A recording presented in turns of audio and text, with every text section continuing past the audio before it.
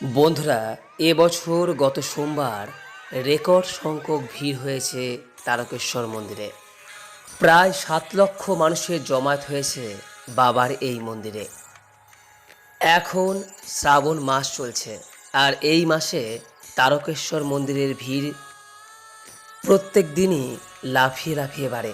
বিশেষ করে সোমবার দিনগুলিতে এই তারকেশ্বর মন্দিরে পা ফেলার জায়গা পর্যন্ত হয় না। বন্ধুরা, ভারতবর্ষে যে কয়েকটি জাগ্রত মন্দির রয়েছে তার মধ্যে অন্যতম একটি মন্দির হল দেবাদিদেব মহাদেবের তারকেশ্বর মন্দির।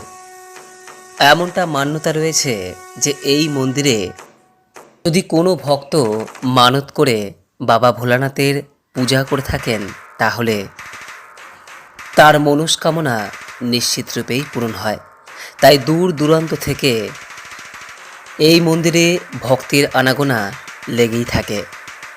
বিশেষ করে এই শ্রাবণ মাসের প্রত্যেকটি দিন, শিবরাত্রির দিন, চৈত্র সংক্রান্তির দিন এবং প্রত্যেক সোমবার দিন লক্ষাধিক ভক্তের উপস্থিতি লক্ষ্য করা যায় এই তারকেশ্বর শিব মন্দিরে। কি এমন রয়েছে এই প্রাচীন শিব মন্দিরে? কেনই বা এখানে দেশ বিদেশ থেকে বিপুল ভক্তের সমাগম হয়? এই সমস্ত গোপন রহস্য আজ এই ভিডিওর মাধ্যমে আপনাদের সামনে ব্যক্ত করব। নমস্কার দর্শক বন্ধুরা, অমৃত কথা এই চ্যানেলে জানাই আপনাদের সুস্বাগতম। ভারতীয় দর্শন, শাস্ত্র এবং বিভিন্ন দেবদেবীর পূজা অর্চনা পদ্ধতি এই চ্যানেলের মূল আলোচনার বিষয়বস্তু। বন্ধুরা, বর্তমানে পশ্চিমবঙ্গের হুগলি জেলার তারকেশ্বরে এই জাগ্রত শিব মন্দিরটি অবস্থিত। শুধু পশ্চিমবঙ্গ বা ভারতবর্ষ নয়, সমগ্র পৃথিবীতে এই শিব মন্দিরটি অন্যতম একটি জনপ্রিয় শিব মন্দির। কলকাতা থেকে যার দূরত্ব মাত্র 58 কিমি। মন্দিরটি একটি 8 চালা শিব মন্দির। ভারতবর্ষ বা পশ্চিমবঙ্গে এই ধরনের শিব মন্দির খুবই কমই দেখা যায়। মূল মন্দিরের সম্মুখে রয়েছে একটি নাট মন্দির, যেখানে ভক্তরা বসে তাদের মনের কথা ভগবান শিবের উদ্দেশ্যে ব্যক্ত করে। মন্দিরের উত্তর দিকে রয়েছে একটি পুকুর, যাকে বলা হয় দুধ পুকুর। এমনটা মান্যতা রয়েছে যে পূর্ণ বিশ্বাস এবং ভক্তির সঙ্গে এই পুকুরে ডুব দিয়ে স্নান করলে ভক্তজনের সকল মনস্কামনা পূরণ হয় এবং বিভিন্ন রোগ ব্যাধির প্রকোপ থেকে আরোগ্য লাভ হয়। মন্দিরের পাশেই রয়েছে শ্রী শ্রী লক্ষ্মীনারায়ণ মন্দির এবং এক অপূর্ব সুন্দর কালী মন্দির। বন্ধুরা, তারকেশ্বরের এই শিব মন্দিরের উৎপত্তি যথেষ্ট রহস্যময়। এই মন্দিরের শিবলিঙ্গকে স্বয়ম্ভু বলা হয়, কারণ তারকেশ্বরের তারকনাথকে অর্থাৎ বাবার এই শিবলিঙ্গকে কেউ নির্মাণ করে স্থাপন করেননি। গঙ্গার পলিভূমিতে এই ধরনের পাথর পাওয়াই অসম্ভব। সেই কারণে এমনটা গণ্য করা হয় যে এখানে দেবাদিদেব মহাদেব ভগবান শিব স্বয়ং আবির্ভূত হয়েছিলেন। মন্দিরের মধ্যে স্বয়ম্ভু শিবলিঙ্গের অবস্থান যেমন রয়েছে, তেমনি অধিষ্ঠান করেছেন স্বয়ং বাসুদেব। অনেকের মতে তিনি আসলে ব্রহ্মা। শিবের কিছু দূরে নন্দী ভৃঙ্গির অধিষ্ঠানও দেখা যায়। এই তারকেশ্বরে তারকনাথকে এই কারণে দ্বাদশ জ্যোতির্লিঙ্গের অন্যতম বলেও মনে করা হয়। বন্ধুরা, এই মন্দিরে বাবা ভোলানাথের পূজার সূচনাও যথেষ্ট রহস্যময়। ইতিহাসের পাতা উল্টালে তারকেশ্বর মন্দিরের উৎপত্তি সম্পর্কে জানা যায় যে 1729 সালে রাজা বিষ্ণুদাসের ভাই ভারমল্লা এই মন্দিরটি স্থাপন করেছিলেন। অযোধ্যা থেকে বিষ্ণুদাস তারকেশ্বরের রামনগর গ্রামে অষ্টাদশ শতাব্দীর প্রথম দিকে বসবাস করতে শুরু করেন।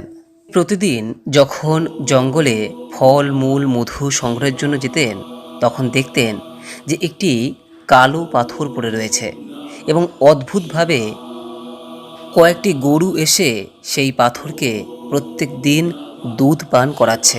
এই দৃশ্য দেখে অনেকটাই অবাক হন বিষ্ণুদাস। পরে তিনি স্বপ্নাদেশ পান। স্বয়ং দেবাদিদেব মহাদেব শিব তাকে স্বপ্নে দেখা দিয়ে বলেন যে তারকেশ্বরের কাছে জঙ্গলের গভীরে যে শিবলিঙ্গ রক্ষিত আছে সেই শিবলিঙ্গকে প্রতিষ্ঠা করো এবং সেখানে মন্দির নির্মাণ করো। বিষ্ণুদাস তার ভাই ভারমল্লকে এই দায়িত্ব দেন। ভারমল্ল সেই শিলাখণ্ডটি জঙ্গলে স্থাপন না করে তা তুলে অন্যত্র স্থাপন করতে চাইলেন, কিন্তু কিছুতেই সেই শিলাখণ্ডটি তুলতে পারলেন না।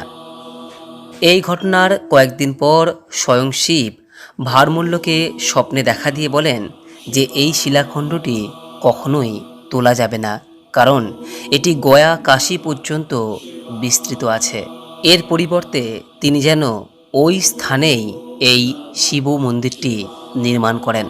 ফলে ভারমল্ল এবং বিষ্ণুদাস গড়ে তোলেন এই তারকেশ্বরের মন্দির, যা পরবর্তীকালে বর্ধমানের মহারাজের দ্বারা সংস্কার প্রাপ্ত হয়। এইভাবে তারকেশ্বর মন্দিরে ভগবান শিবের পূজার প্রচলন হয়। এই জাগ্রত শিব মন্দিরের কথা দূর দূরান্তে ছড়িয়ে পড়ে।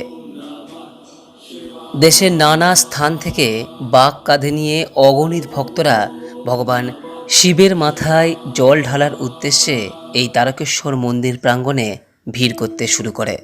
শিবরাত্রি, চৈত্র সংক্রান্তি, গাজন উৎসব প্রত্যেকটি সোমবার এবং শ্রাবণ মাসের প্রত্যেকটি দিনে দেশ বিদেশের অসংখ্য ভক্তরা এই তারকেশ্বর শিব মন্দিরের ভগবান শিবের মাথায় জল ঢেলে যান। বাঁক কাঁধে নিয়ে খালি পায়ে অসংখ্য ভক্তরা জয় বাবা তারকনাথ উচ্চারণে পথঘাট মুখরিত করে ছুটতে ছুটতে শত কষ্ট সহ্য করেও বাবার মাথায় জল ঢালার জন্য আসেন এবং আপন আপন মনোবাঞ্ছা বাবার কাছে জানিয়ে যায়। পুকুরে আরোগ্য লাভের উদ্দেশ্যে স্নান করে এবং মনের প্রার্থনা যাতে পূর্ণ হয় তার জন্য দণ্ডি কেটে যায়। সন্তান লাভ, মনের মতো বর প্রাপ্তি, আরোগ্য লাভ এবং জীবনের বিভিন্ন বাধা দূর করার উদ্দেশ্যে ভক্তরা এই সমস্ত ক্রিয়া করে থাকেন। বলা হয় পূর্ণ বিশ্বাস এবং নিষ্ঠার সঙ্গে করা এই ক্রিয়ায় বাবা অত্যন্ত প্রসন্ন হন এবং ভক্তের মনোকামনা তিনি নিশ্চিতরূপেই পূরণ করেন। বন্ধুরা, মন্দিরের পূজার সময় সাধারণত সকাল 6টা থেকে 1:30 পর্যন্ত এবং বিকেল 4টে থেকে 7টা পর্যন্ত, কিন্তু বিশেষ বিশেষ দিনগুলিতে মন্দির প্রাঙ্গণ সর্বসাধারণের জন্য এবং সারা দিন রাত্রি খোলা থাকে। মন্দিরের বাইরে ফুল, মালা, প্রসাদের মিষ্টি, মোমবাতি, প্রদীপ ইত্যাদি বিক্রি করা হয়। এছাড়াও সর্বদাই পুজো করানোর জন্য পুরোহিতরা এই সময় উপস্থিত থাকেন। এই মন্দিরের মাহাত্ম্য কতখানি সেই বিষয়ে ইতিমধ্যেই আমরা একটি বাংলা চলচ্চিত্র সিনেমাও দেখেছি। চিত্র পরিচালক সুনীল বন্দ্যোপাধ্যায়ের বাবা তারকনাথ সিনেমাটি নিশ্চয়ই আপনি দেখেছেন। যদি না দেখে থাকেন তাহলে অবশ্যই দেখে নেবেন। এই মন্দিরে শ্রী শ্রী রামকৃষ্ণ পত্নী মা সারদা দেবী বহুবার পূজা করে গেছেন। বাবা তারকনাথের মহিমা অপার, তাই আপনি যদি এখনও পর্যন্ত একবারও তারকেশ্বর মন্দিরে না গিয়ে থাকেন তাহলে অতি অবশ্যই অন্তত একবার হলেও দর্শন করে আসুন, দেখবেন ভালো লাগবে। আশা করি দর্শক বন্ধুরা তারকেশ্বর মন্দির সম্পর্কে অনেক তথ্য জানতে সক্ষম হয়েছেন। এরপরও যদি এই সংক্রান্ত কোনোরূপ কোনো প্রশ্ন বা মতামত থাকে নিচের কমেন্ট বক্সে অবশ্যই জানাবেন। ভিডিওটি ভালো লেগে থাকলে অনুগ্রহ করে লাইক করবেন, পারলে শেয়ার করবেন এবং পরবর্তী সময়ে এই চ্যানেলের বিভিন্ন ভিডিও পেতে চ্যানেলটিকে সাবস্ক্রাইব করে রাখবেন ও পাশে থাকা নোটিফিকেশান বেল আইকনটি ক্লিক করে রাখবেন। সকলেই ভালো থাকুন, সুস্থ থাকুন এই কামনা করে আজকের মতো ভিডিওটি এখানেই শেষ করলাম। নমস্কার, ধন্যবাদ। ঈশ্বর আপনার মঙ্গল করুক। জয় বাবা তারকনাথ।